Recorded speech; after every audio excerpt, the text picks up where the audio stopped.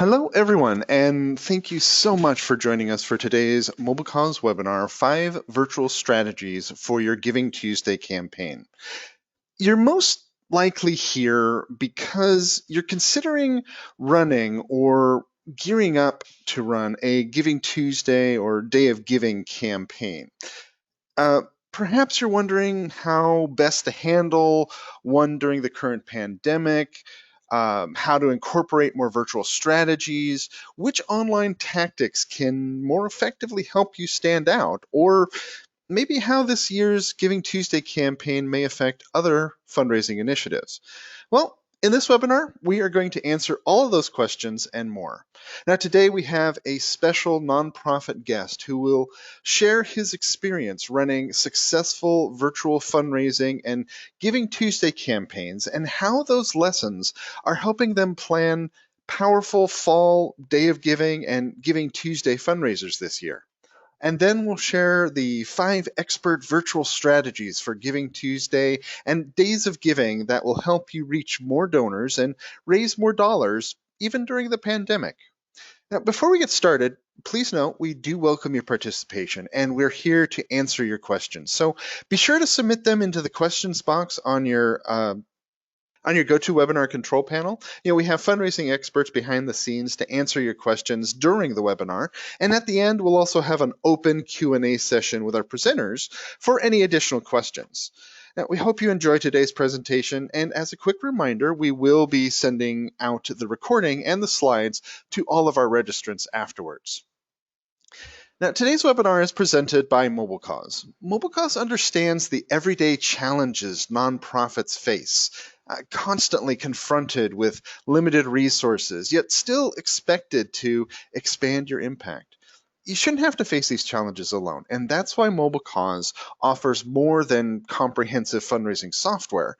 We also provide one-on-one strategy from dedicated fundraising specialists and have the industry's best support team ready to provide assistance 24/7. At MobileCause, we're just as committed to your cause as you are, and together we can grow your nonprofit like never before. Now, let me introduce you to today's wonderful presenters. Jeff Hallett has served as the Associate Director of Annual Giving at Penn State University since 2012. Over the years, his role has expanded to include student and recent graduate philanthropy, digital fundraising, and launching Penn State's first crowdfunding platform in 2014. Jeff has managed university-wide initiatives such as Giving Tuesday in 2017, 2018, and 2019, and the Tackle Hunger Challenge in 2019. He is focused on encouraging students and recent graduates to form philanthropic relationships with and becoming the next generation of leaders in Penn State University. Leah Leibold is a senior fundraising strategist for MobileCause with a proven track record of cultivating meaningful relationships that help nonprofits meet their financial goals while amplifying their reach and esteem within their communities. She is responsible for creating and managing powerful fundraising campaigns, guided by her expertise in capital campaigns, major gifts, strategic planning, marketing strategy, cross-channel communications, donor relations, and more. Leah's work has enabled hundreds of MobileCause customers to successfully accelerate and increase their fundraising and engagement efforts. Now, I'm Scott Couchman. I'm the training manager here at MobileCause, and today we have a great agenda for you, chock full of firsthand insights, helpful takeaways, and expert strategies. First, we'll hear from Jeff on how his nonprofit ran previous Giving Tuesday and virtual fundraising campaigns. Then we'll look at the lessons they've learned and how he is applying them to their fall Days of Giving and Giving Tuesday 2020 initiatives.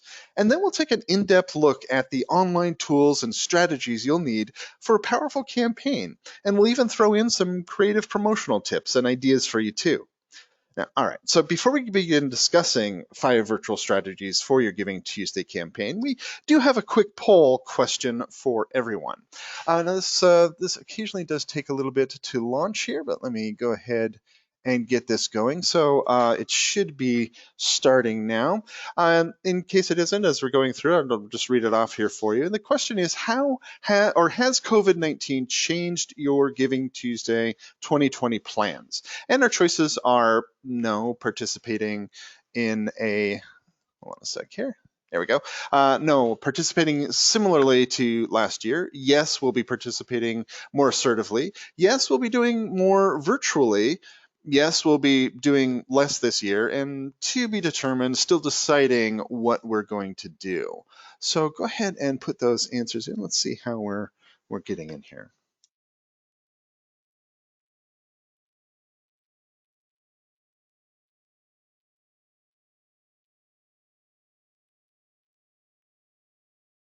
All right, getting some good responses here.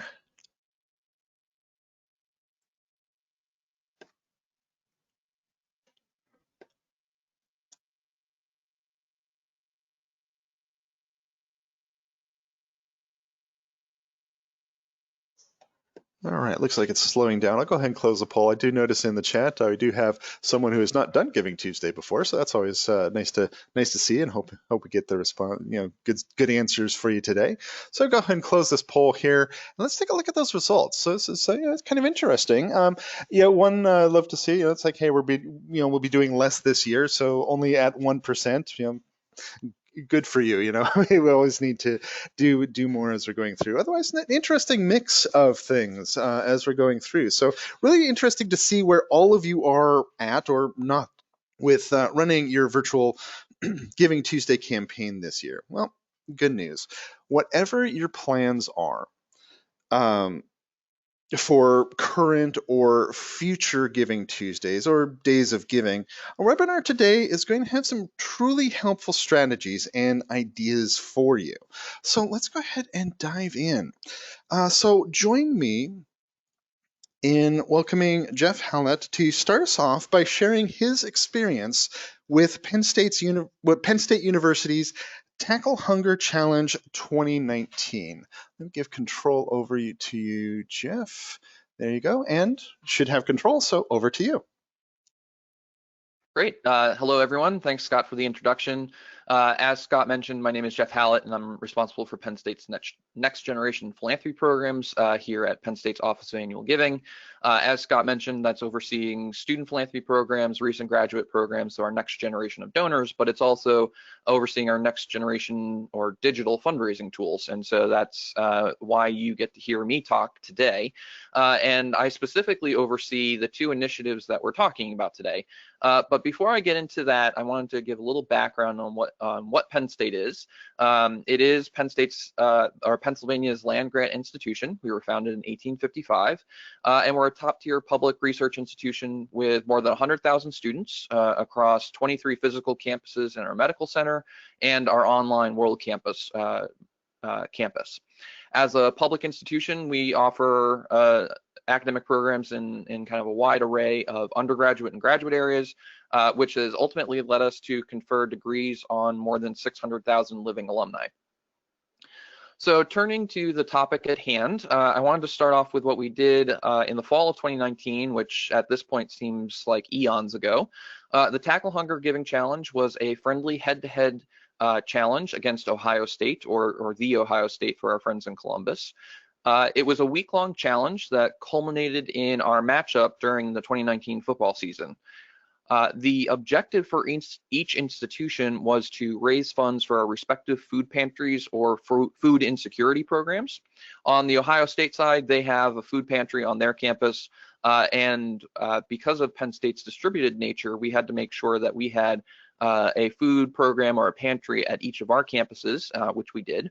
And that allowed us both to really engage our entire constituent base to address this issue that is facing our students.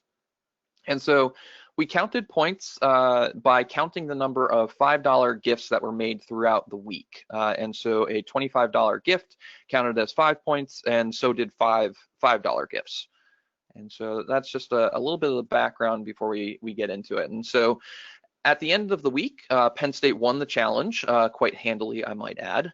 Unfortunately, Ohio State took the football game, but we won't hold that against them too much. There was a late rush from Ohio State on the Tackle Hunger Challenge piece, but fortunately, it was not enough to catch up to the early lead that we took in the first couple days of the challenge. And so at the end of when everything was tallied up, we raised $213,000 from a little over 11,000 donors. But what really stood out to us was the sheer number of new donors that were mobilized by the challenge. The best way to describe this is to say that it was incredibly successful for us, and we frankly weren't really sure why it was when we were in the middle of it. It was something that both Ohio State and our team at Penn State were talking about during the challenge, just trying to figure out what we were doing, because it clearly worked really well for us. And during the challenge, we were obviously looking at things like alumni versus friend giving, new versus renewal donors, and the graduation information, primarily looking at the graduation decade of our donors. And what we found was that our donors trended older, and that more than a quarter of them had never given to Penn State before. And so the question really was, at the end of this, what did we attribute that to? And first, I think it was a really compelling issue. Hunger is something that affects a not insignificant number of students across the country, and so it's a meaningful and significant topic for donors to engage with. There was also a large national study issued a month or so before the challenge that cited millions of students at college campuses facing food insecurity and hunger, and so it was very much in the public consciousness a little bit before we started. Secondly, though, we had just an incredible ground game. It was really the first time in my 10 years at Penn State that we really saw the entire institution mobilize for a giving initiative. We credit a lot of that to Ohio State and that rivalry between our two institutions, but it really was everyone from our college and campus social media teams talking about the challenge, but it was also local media, student organizations, and alumni groups really kind of taking ownership of this and embracing the topic. Finally, there were likely some demographic characteristics that contributed to the success, and I'll get to those in just a second. But we did survey our donors after the fact, and what we were able to figure out from that survey was that while both hunger, the issue, and Ohio State, the competition, were motivating factors, the competition was really the one that was the primary motivator. And with that, you start to understand some of the demographics. Our older donors came from an era where Penn State football was really a true powerhouse in the Big Ten, and had a very strong rivalry with Ohio State. And so there has certainly been a period since then where Penn State football was not as good as it was or is today. And so there was, I think, some nostalgia for some of our alumni donors that really got them to embrace the topic. We also presume that many of our donors were the parents of college-age children, and so they were able to really empathize and relate to this topic of hunger on college campuses. And speaking anecdotally with the donors that I spoke with that were somewhat skeptical of this need of food insecurity, once we had a conversation about the issue that students were facing, they really embraced the effort and made it something that they were fully on board with. We also did a good job leading into the challenge. We did some pre-promotion of the challenge that helped lay the groundwork ahead of time, including some email communications, but also talking about it during our pregame tailgate events, which are sponsored by our alumni association, and promoting on social media and really doing some lead-in, basically saying, we're going to ask you to give next week. Make sure you kind of come in. And during the challenge, we found that our communications really built on top of one another to put us on top at the end of the challenge. And I think that pre-promotion aspect could also be seen on Giving Tuesday and really built out that theory. And so our Tackle Hunger Challenge ended on November 23rd, and Giving Tuesday was December 3rd, which was 10 days later. And we really assumed that the success of Tackle Hunger would diminish our returns on Giving Tuesday, but we actually saw quite the opposite. We had a really great turnout for Giving Tuesday, and what we really didn't expect was that these two initiatives engaged different populations and that they responded differently to each of them. Now we have a pretty regular process for Giving Tuesday. We don't change much year over year. Once we get into our rhythm, we kind of stick to it. We did have some early fundraising for our student-led efforts during the week of Thanksgiving so that they could talk about it while they were home for the holiday. And then we send 4 email solicitations to our entire constituent base kind of the evening before and the day of Giving Tuesday. We do have we typically have an in-person event in our student union building, and we talk about it on social media, and some of our campuses have started to replicate those activities as well, having events in their student union buildings as well. And at the end of the day, we ended up raising another $700,000 from more than 9,000 donors on Giving Tuesday. And 2/3 of these donors had not made a gift yet in the fiscal year. So we were truly engaging a different population of people than those who gave during the Tackle Hunger Challenge. And now, in terms of who did respond, we did see that these donors on Giving Tuesday trended younger, which we really attribute that to the fact that we feature many funds on that day and encourage donors to give to their affinities, which younger donors who are looking for that impact giving seem to relate to. We also think that for a subset of our donors, the Tackle Hunger Challenge served as a reminder for Giving Tuesday, much like a pre-call email tells donors that we're going to call them in the next couple days or in the next week for a phone-a-thon program. And so we started to see some of those trends come through from Tackle Hunger Giving Tuesday. So shifting to 2020, we are going to be making a few changes, but I'll be honest that since we've seen really good success in the past, we're not really going to mess with the core elements. We're just going to kind of tweak some things because if it isn't broken, don't try to fix it. And so that's it. I think the biggest change will be that we're going to be doing some more early fundraising.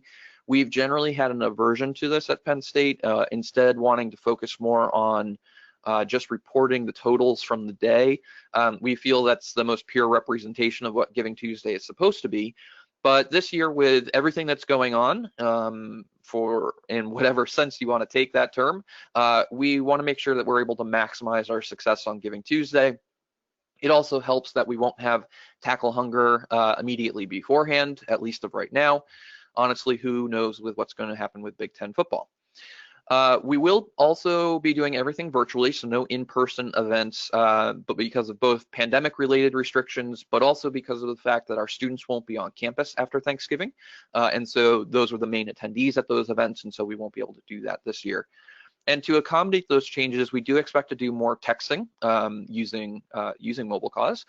We also hope to have a more robust mobile giving option and a heavier reliance on social media and electronic communications more broadly.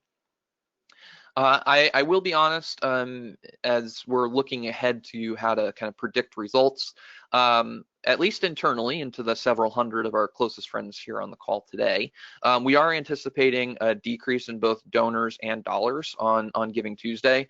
There are a host of external factors that we think will contribute to that, not least of which is an ongoing pandemic resulting in economic hardship across the country, in an election year where there are historic wildfires and an exceptionally active hurricane season. But it's also because we largely, in spite of a slow start, we largely front-loaded our fall fundraising activities. And so we led off with some very large direct mail and email appeals, but because of the success of Tackle Hunger, it has really encouraged us to try to begin trying these small, directed, short-term fundraising initiatives for a specific topic, issue, or cause. And so we're relaunching our pandemic response page this week, actually, to focus on a new set of funds that are allowing us to address kind of some of the new and different areas that allow us to continue to accomplish our educational mission. We're also doing a small initiative on National Coffee Day to drive up our recurring giving program and with a special message to our recent graduate population at the end of September. We'll also be doing a multi-day campaign around World Mental Health Day on October 10th, primarily designed to support our Counseling and Psychological Services Center, but also a handful of other funds from across the institution. And then in November, we'll launch a permanent giving page for our military and veterans programs and scholarships to those students to ensure that Penn State can stay at the top of that military-friendly institution list and ultimately better serve our active and reserve duty and veteran students. We're also converting just an absolute ton of events to digital events. These are events that were reliant upon in-person attendance, so 5Ks, cooking events, galas, scholarship dinners, kind of you name it. If it was an in-person event, we are likely talking to people about how to convert it to a digital space.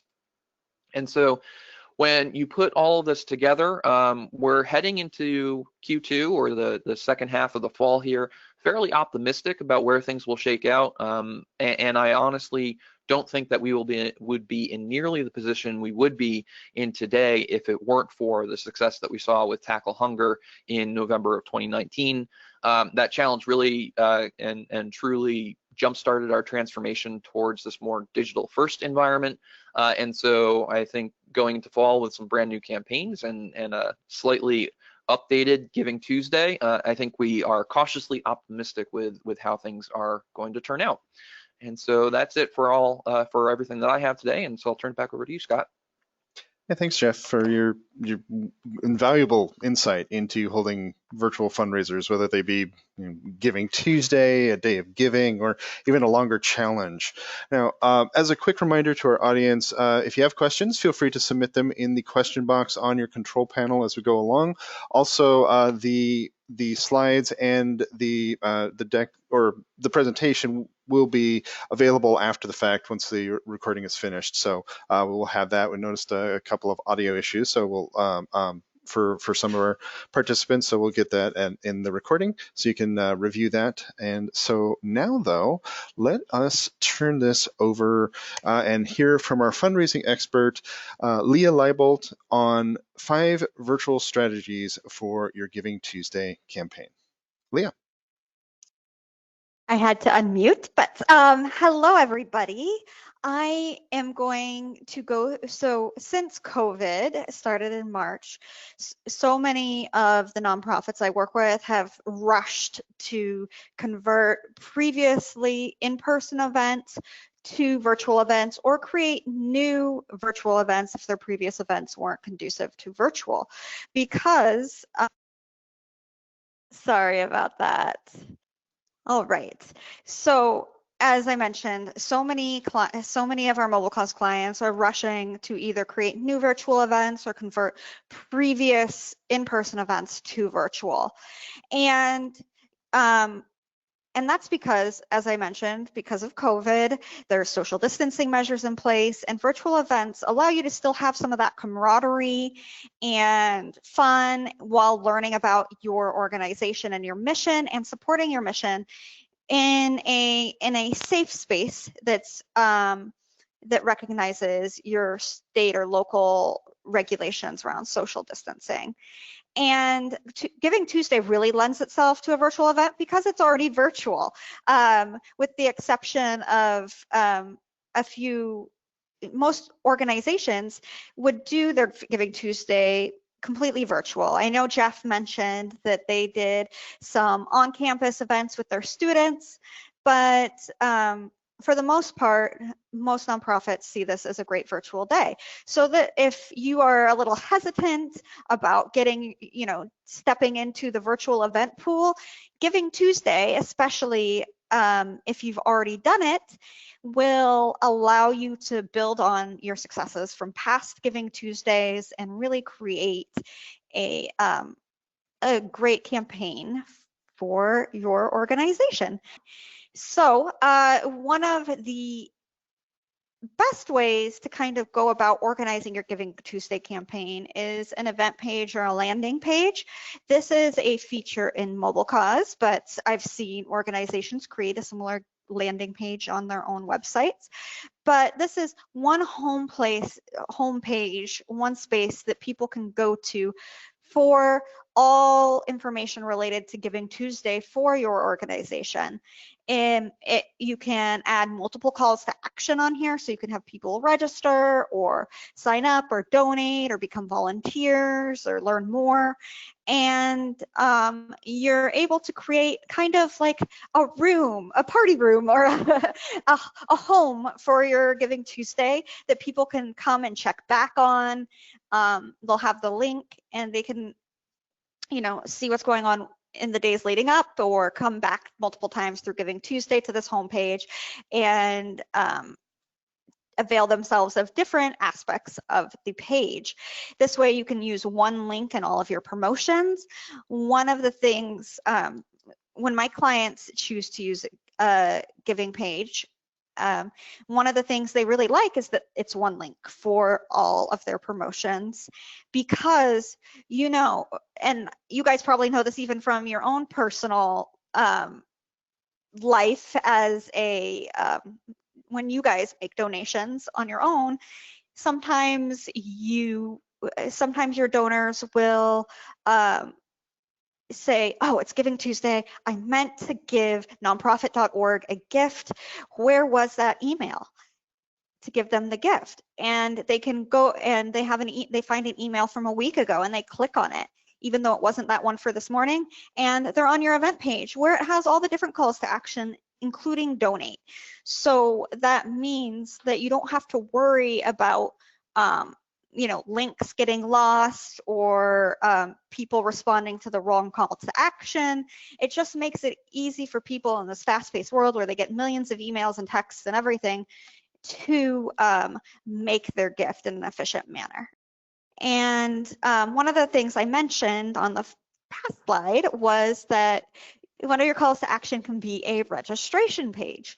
Now, you're probably saying, why do people need to register for a free virtual event? And that's because in today's fast-paced virtual life, even though people might not be leaving their house very much, they often have to, they might sign up to participate in your virtual online event a week or a month in advance. And when they register, that one, you can send them a confirmation email that maybe has a calendar link on it so they can put it on their calendar. And two, it allows you to communicate with them in the days leading up to the event. In MobileCause, what a lot of my clients do in MobileCause is they will have people register, and then, in the hour or so before the event, they will send out a text on people's mobile phones that says, thanks for registering, the event's about to start. Here's a link to the virtual event, the virtual live stream program. And this allows them to meet their donors wherever they are. Maybe you had to run out to the store or the park, or to take your kid to the doctor or what have you, and you can get that link on your phone via text, and you can tune in on your phone or wherever you are, and you have that reminder right away that reminds you, oh yeah, I meant to tune in to this event. It also helps kind of create nostalgia for those days when you could go to in-person event where you would RSVP and make sure you were signed up. So people are already used to participating in those actions from years and years of having to RSVP for your in-person events. So why not use that to your benefit, collect information about people who are interested in learning more about your organization, and create a registration form. In the last slide, I talked a little bit about how you can use text messages to remind those people who registered for your event that they can tune in now. But text messages have so many applications beyond just reminding people to tune into your live stream. As you may know, people get so many emails, so many things in the mail, so many requests on social media, that sometimes it's hard for you to break through all that static in their digital lives and get in front of them. thank goodness, texting has a 98% open rate. So in addition to saying, hey, tune into my live stream, you can also use this to share fundraising updates throughout the day. Many of my clients in past Giving Tuesdays who would use text usually would do 3 or 4 texts throughout the Giving Tuesday day in order to give people updates on the progress that they were making, how much everybody was helping their mission. They would also use them to thank people. So texts can really be a great tool to add to any multi-channel communication strategy. They help reinforce those social media and email communications that people get from your organization, and they really help to allow people to engage with your organization in the channels that they use most, and from anywhere. I mentioned a little bit about using live stream in order, texting people to tune into your live stream that you are going live soon, or putting live stream on your event page.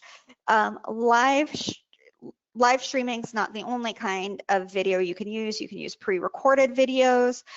If you have an event page or Giving Tuesday landing page, you can put a couple different videos on there. I've seen a lot of organizations have different 1 to 2 minute stories about different people that were assisted by their different programs. So people who tune in to the Giving or sign on to the Giving Tuesday page will be able to learn more about the impact that your organization is doing in the community. At your virtual galas, you might have one or, if you're a school, you might have 1 or 2 scholarship recipients stand up and tell their story. And in this case, you could have a couple scholarship recipients tell their story online, and put a real, personalized face on the good that the money that you're raising on Giving Tuesday does. It's, the Mobile Cause Giving Tuesday page also has a live progress bar. You can do a progress overlay over your live stream. So that allows you to keep in touch with your progress towards your organization's goal. And people like to give to, like to see that they're making a difference. So being able to see like their name on a scrolling online donor wall right after they make a gift is really compelling for some people. And for some people, it helps push them over the edge to give, because they see all these other people have given $5 or $10 gifts, and they can give a $5 or $10 gift to help as well. Peer-to-peer fundraising is another way to engage people personally with your organization and Giving Tuesday. What peer-to-peer fundraising does is it makes members of your community your online virtual event digital ambassadors, and allows them to share your mission and on Giving Tuesday with their networks. By, if you have 10 fundraisers and they all share this with 10 of their friends, they're amplifying your message and your need for support on Giving Tuesday. Jeff, in his talked a little bit about how their Tackle Hunger Challenge and their Giving Tuesday, they see donors that they don't see throughout the rest of the year. Giving Tuesday is a time where you can use tools like peer-to-peer fundraising or your event page to bring new donors into the fold for your organization. They might give you, $5 or $10, but these are new people that have expressed interest in your mission that you can, continue to follow up with and communicate with in the months ahead, who may become very loyal donors to your organization. And, peer-to-peer is also, I don't want to say it's easy, but it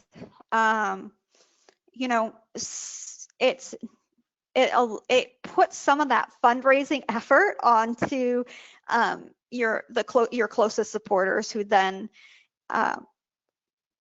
put the message out to their networks of support. It's you still have to, when you're using peer-to-peer fundraising, do things to motivate and encourage your supporters to share the message with their friends, but it allows your organization to be introduced to new networks and spheres of support. And this slide talks about vote by donation contests. Those are really popular for virtual fundraisers. We've had organizations do cooking contests, even though you can't choose taste the food. They've done dancing contests or talent contests. And these are ways to engage people in a fun activity. They can't see their friend, but they can see them doing their 5-minute harmonica routine on their peer-to-peer fundraising page and give them $5. So there's a lot of different ways you can use peer-to-peer to engage some of your closer supporters, to expand your network of support within your community. With that, here are some promotional tips for the best way to engage your supporters during Giving Tuesday. So right now we're about 2 to 3 months out from this. I think it's early December 3rd. I should know this. Your Giving Tuesday. So now is the time where you can start setting up your Giving Tuesday donation forms, start thinking about if you want to do crowdfunding, what kind of crowdfunding campaign is it going to be? Are you going to have a talent show, or are you just going to do a general peer-to-peer outreach?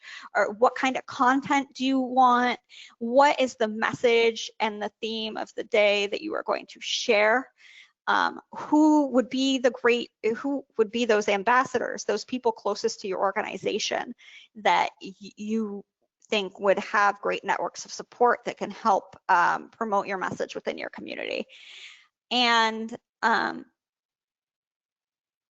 as you head towards your Giving Tuesday, you want to distribute some of that content and gradually increase the amount of posts you do on social media. Facebook's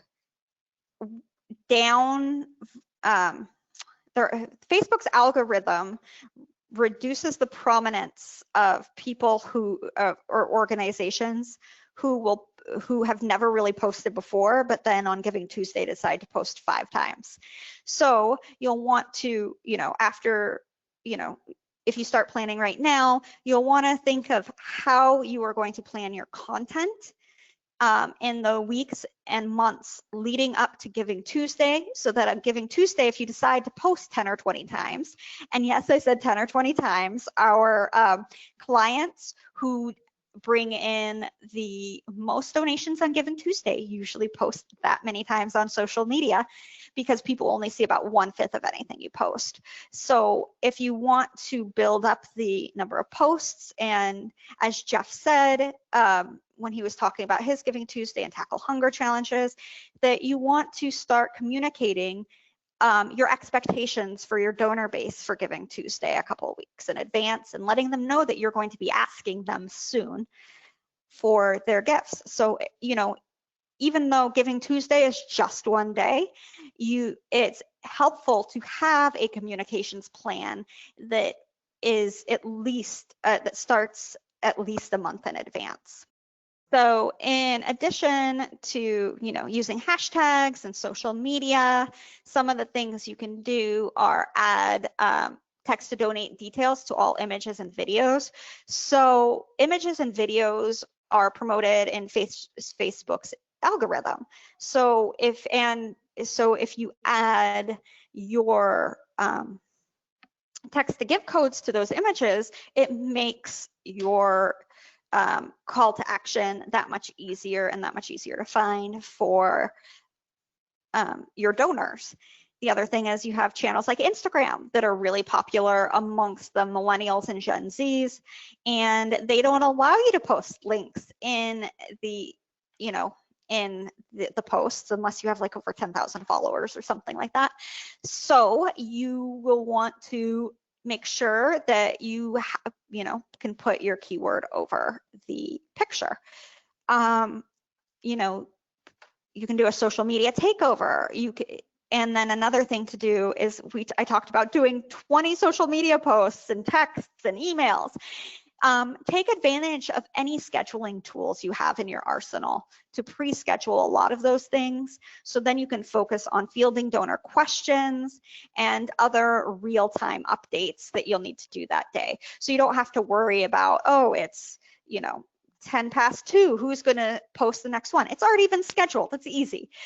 And that will allow you to take your time to respond to donors in real time that day, to maybe, take a selfie video that day, to post updates throughout the day and things like that. Another cool idea is to go live towards the end of your campaign to give people an update and really engage all the people who have supported you throughout your Giving Tuesday campaign.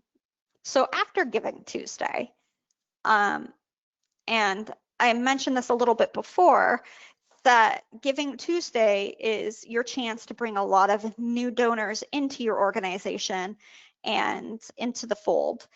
And you'll want to make sure that you send timely thank yous to these donors and you follow up with them and let them know about the good that their gift did for your organization during Giving Tuesday, because you want to convert these people from one-time transactional donors during Giving Tuesday because their Aunt Kim asked them to support their their unicycling contest into long-term supporters of your organization.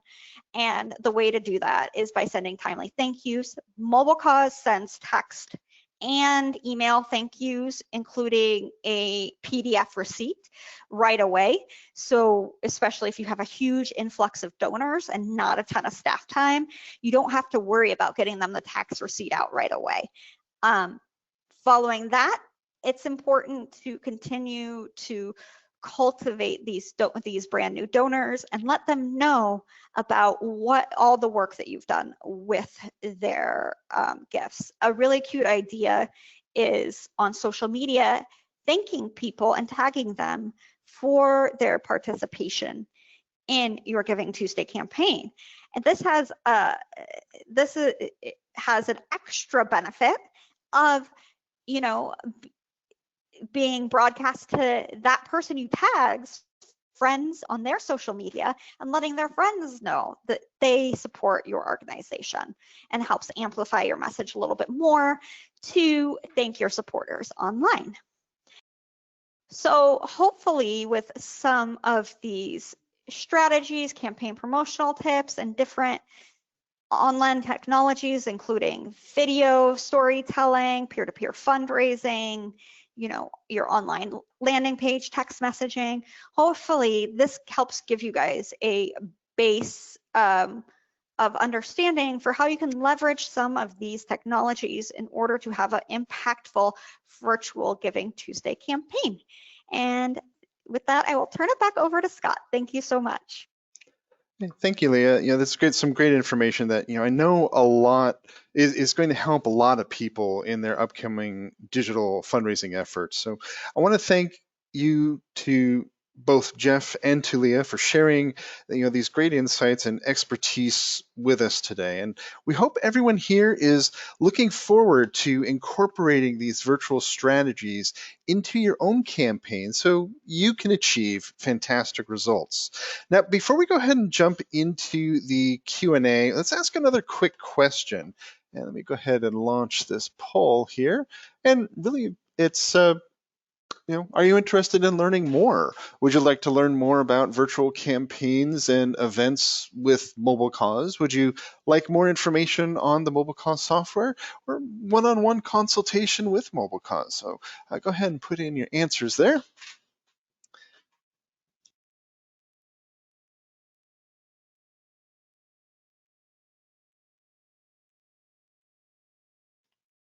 All right, looks like our numbers are coming in fast here. All right.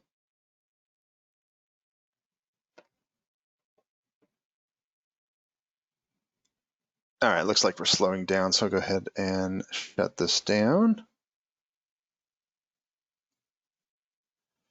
Okay, so with that, Let us jump into our question and answer time with live question and answer, where we're going to answer some of the very important questions that you've sent us about fundraising and virtual events. And feel free to submit any other questions as we go along.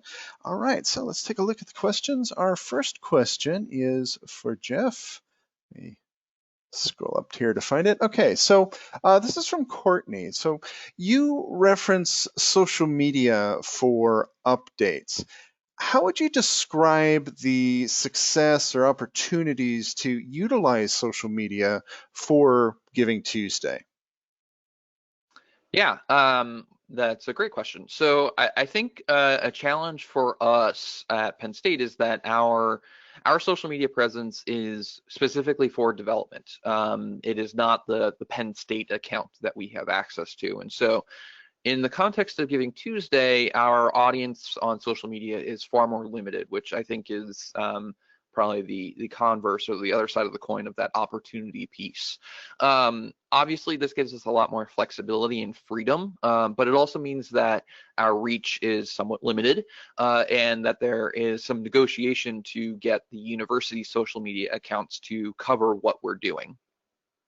For Giving Tuesday, even though our event is hosted on our website, we did create a Facebook event to promote the effort, and we really use that to take advantage of some of the built-in reminder tools that Facebook sends you when you say that you're going to an event. We also did use promoted posts and ads, but those I think have been more limited, and I think that's an opportunity we have to expand as we look ahead to this year. Our in-person event does allow us to utilize some of the live tools on Facebook and Instagram, but I think that the real value that we find on Giving Tuesday on social media is promoting the activity of our participants and trying to help raise their profile of their messages because they really are partnered with us on Giving Tuesday, and it allows us to have more of that conversational presence as opposed to us driving or yelling about Giving Tuesday on our accounts. And because, like Leah mentioned, most of our activity is pre-scheduled, our social team can really focus on having those conversations with our participants. Looking at the Tackle Hunger Challenge, though, I think the social media activity of our non-development accounts really helped amplify that challenge. Certainly, we were posting throughout that challenge, but we found that all of these other groups that have started talking about the challenge really made it much more organic and much less institutional or stodgy it didn't sound like a university was pushing out this message when we had all these different groups talking about that challenge. And so I think that was one of our big successes in social on that front. Okay, great. All right, so next question is for Leah, and this actually comes from several people, getting a lot of questions about the event page and how they can be created and used for virtual events and campaigns.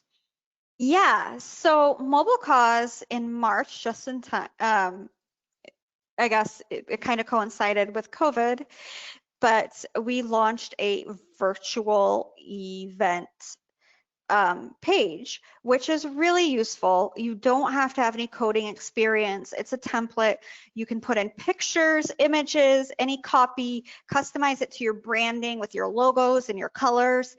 And it's, pretty easy to set up for somebody with not much technical expertise. And you can use that. You can link to buttons for forms inside your Mobile Cause account or other things outside your Mobile Cause account, and use that as the home base for your Giving Tuesday campaign. Was there another part to that question, Scott? Let me see. No, I guess just the overall with that one there with the event page. Yeah. So yeah, okay. Yeah. So that was that. Good. All right. So for Jeff from Katie, what are some examples of early fundraising with your broader audience? Yeah, so I think we're currently thinking about this in two ways.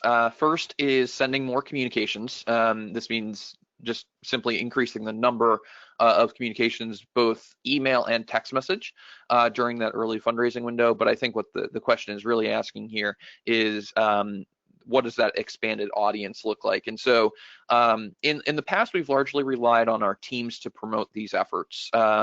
And so instead of relying on them to do that again this year, we're going to be sending some communications to people who have previously given to that fund, to a fund that is featured on our Giving Tuesday page. And so if we have 75 different funds, we'll pull all of the donors to any of those funds and ask them to make an early gift to help seed the ground.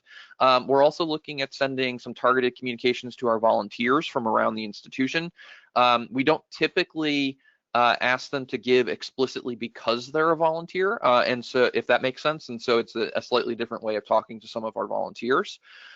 We might also send to a broader population of students to encourage them to support their peers. And I think the last group that we're looking at are people who typically give on Giving Tuesday, and targeting them early and have them get their gift out of the way so we can potentially reduce the number of communications that they get from us. So if a Giving Tuesday donor makes a gift early, maybe they'll only get 1 or 2 of the 4 communications and really save their inbox from us contributing to the deluge of emails you get on Giving Tuesday. Great. All right, so this next one here is for Leah from Eva, and the question is, how many videos do you recommend for Giving Tuesday or a day of giving promotion, and how often should they be posted? So it really depends on your ability to provide interesting, unique content to your donors. Just going online every hour and doing a selfie video that says the same thing and posting it is not going to be that impactful. So any kind of strategy that includes video should make sure that you're providing everybody with interesting, unique content that either tells them more about your mission or and the impact, or gives them some special insight into your organization. So I guess the answer to that is that the number is not as much of a concern as the content of the video. And and we always recommend doing shorter videos. People don't like watching 10-minute videos online. So if you can get a bunch of videos under 1 minute and 30 seconds and post them in the days leading up and a few on the day of the event, I think you will be in good shape. All right. So next one is also for Leah. This one comes from, I think it's Rika. The date of Giving Tuesday conflicts with 2 of our other annual fundraisers. Has anyone had success with their own version of a day of giving on a different date? Yes. So on Giving Tuesday, every single nonprofit is online, on social media, emailing their supporters, asking for gifts and asking for their support.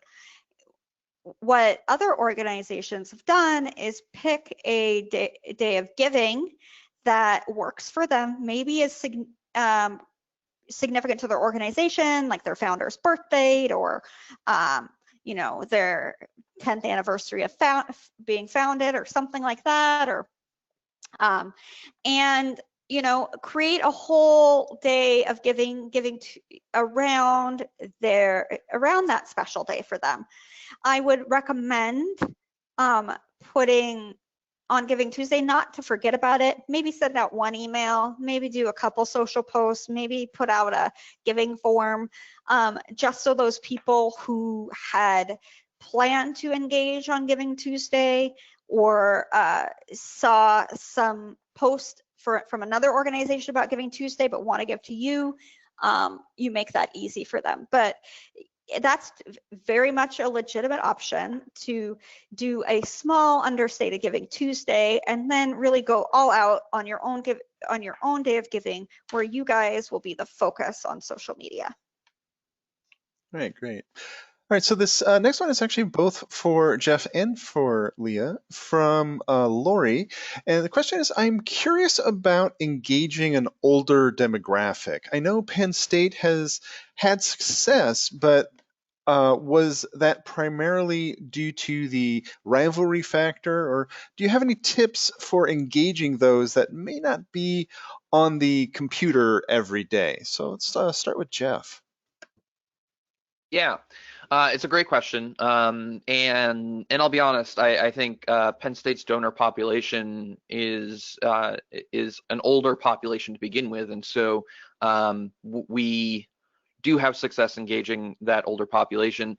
And I actually think that it's less about the rivalry, and I mean, I know I said that the rivalry was the motivating factor, but I think what actually engaged them and got them to make a gift was the messenger. It wasn't necessarily us asking them to give. It was they saw it in their Twitter feed from the person that they went to college with, or their alumni group was talking about the social media, or they saw it on the unofficial student newspaper account on social media. And so yes, the rivalry certainly motivated a significant portion of our gifts and encourage people to actually make the gift, but the messenger is just as important. What I tend to say to a lot of our groups is Penn State can ask our people to give until we're blue in the face, but until they hear from someone who is close to that topic, is relatable to them, they're just going to hear the institution talking and not the people behind it who are trying to encourage that support.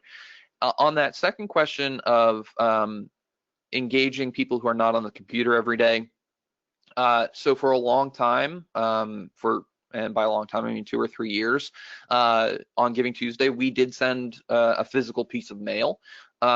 We decided to stop doing that because it made it difficult to count, and we wanted to stay true to that, what giving came in on the day. And so we stopped doing that, but it was very successful to send out a mailing or a postcard or some other piece there. I would also say that much like Leah was saying about the number of social media posts, there is a certain value to a higher quantity of messages. So for the Tackle Hunger Challenge, we sent an email every day. On Giving Tuesday, in 36 hours, we send 4 emails. And so that is not including any of the individual communications that our participants are sending out on Giving Tuesday. And so you may be getting 5 or 6 messages in that 24-hour period. And for something like Tackle Hunger, where it is a multi-day campaign, you're going to get people who aren't on their computer every day seeing the communications. And for Giving Tuesday, that early fundraising period is really going to allow you to get people who aren't on the computer every day to engage with the event. And to answer perhaps what is one of the next questions, in terms of sending that many messages, at least at Penn State, we did not see a significant increase in our unsubscribe rates. They remained fairly consistent over the course of both of those fundraising efforts, and not much different than what we would normally see in our run-of-the-mill email campaign. All right, great. Leah, do you have a? Yeah, I just wanted to add on a little bit because I know we're almost out of time, but Jeff mentioned that, having people's friends reach out to them to tell them about the campaign can be pretty effective because it adds that personal touch, and they had some success with that. In relation to older donors, I've had a couple different clients this year have groups of volunteer senior citizens run crowdfunding campaigns, and they blew it out of the park. They made over 6 figures. And one of the things is that made that so successful is that you had people who were in their demographic, who were their peers, who were their friends, who they trusted, sent out the message to their other friends to give online. And so sometimes if you're seeing that your friends are making gifts online, but you're a little wary about it, but your friends have done it and say it's secure, you might go do it. And, you know, as boomers are really are big adapters of social media and Facebook. So, you know, don't overlook them as sources of gifts for Giving Tuesday. All right, great. And it looks like we're almost at the end. So we got one more question here. I want this for Leah. It's similar to what's been asked here, but this one is from Alana. Can you talk about the timeline of sending Giving Tuesday communications and how to balance that so you don't overwhelm their inbox? Yeah, and Jeff spoke to that a little bit in his last comment when he was talking about how they did four different emails plus other ones. Most people don't read all of their emails. And so if it's overwhelming to them, they will delete or ignore. But if it's something they're interested in, they're going to be happy to have it 4 times in their email box. And if they accidentally delete one, they're going to be happy to see another one. But as far as scheduling out ahead of time, you know, maybe send a save the date 3 weeks to a month in advance. Then, you know, another week in advance, let them know, you know, and keep people posted on what you're planning for Giving Tuesday, whether that's volunteering, you know, asking people to go plant a tree, asking people to give, asking people to join into your online presentation, your live stream, and, you know, communicate with them every so often throughout the month. And then on Giving Tuesday, don't be afraid to send people, you know, 3 or 4 emails and post online, post on social media 10 to 20 times and send out 3 texts. Because sometimes to get those conversions, as everybody has probably heard at some time or another, it sometimes takes 8 to 12 touches to get a donor to convert. So don't be afraid to put out those touches. And that's it. All right, great. Well, with that, we've come to the conclusion of our Q&A. But before we leave, if you're interested in discovering how MobileCause can help maximize your fundraising efforts so that you can raise more with less time and effort, or if you'd like to schedule a personalized one-on-one demo to see how MobileCause can help grow your nonprofit, please fill out our post-webinar survey. And so thank you again for attending today, and best of luck in all of your fundraising efforts. You know, we look forward to seeing you again at next month's live webinar. Now stay safe, stay healthy, and have a wonderful day, everyone.